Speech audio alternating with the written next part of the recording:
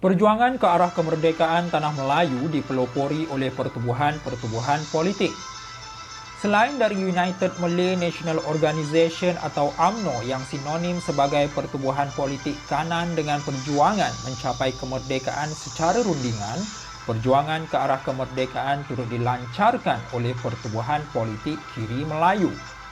Pertubuhan politik kiri Melayu pertama yang wujud di tanah Melayu adalah Kesatuan Melayu Muda atau KMM. KMM ditubuhkan di Kuala Lumpur oleh pengasasnya Ibrahim Haji Yaakob pada tahun 1938. Keanggotaannya terdiri dalam kalangan lepasan Maktab Perguruan Sultan Idris. Tujuan politik KMM adalah menentang penjajahan, mengkritik golongan feudal serta penguasaan ekonomi oleh pihak barat. Antara tokoh lain yang terkenal dalam KMM adalah Mustafa Hussein dan Ishak Haji Muhammad. Partai Kebangsaan Melayu Malaya atau PKMM pula ditubuhkan pada Oktober 1945. Kongres pertama PKMM berlangsung pada November 1945 di Ipoh. PKMM merupakan pertubuhan politik pertama yang mengusulkan penubuhan Pertubuhan Kebangsaan Melayu Bersatu atau UMNO bagi menentang Malayan Union pada tahun 1946. PKMM hanya bekerjasama dengan UMNO selama 3 bulan. Ia berikutan atas semangat kekirian. PKMM bertindak untuk tidak meneruskan perjuangan bersama UMNO.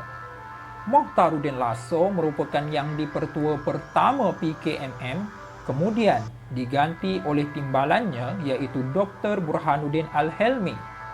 Bendera merah putih memaparkan lambang parti kepada PKMM dengan menetapkan Indonesia Raya sebagai lagu kebangsaan pada peringkat awal. Terdapat beberapa sayap atau cabang pertubuhan politik menerusi PKMM, iaitu sayap agama Majlis Agama Tinggi Semalaya atau MATA pimpinan Abu Bakar Al-Bakir, sayap pemuda Angkatan Pemuda Insaf pimpinan Ahmad Bostamam, serta sayap wanita Angkatan Wanita Sedar atau AWAS pimpinan Syamsiah Fakih.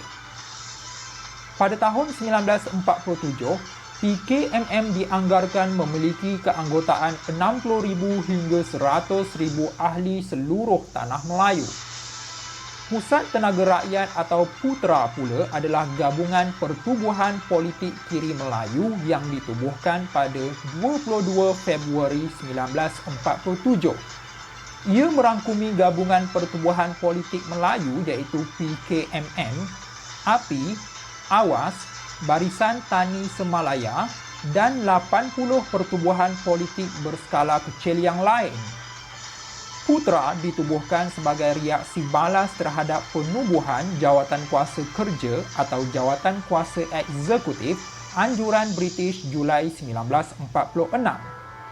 Peranan dan intipati keputusan Jawatan Kuasa Kerja yang ditugaskan untuk merangka perlembagaan tanah Melayu selepas kegagalan Malayan Union tidak diterima oleh PUTRA.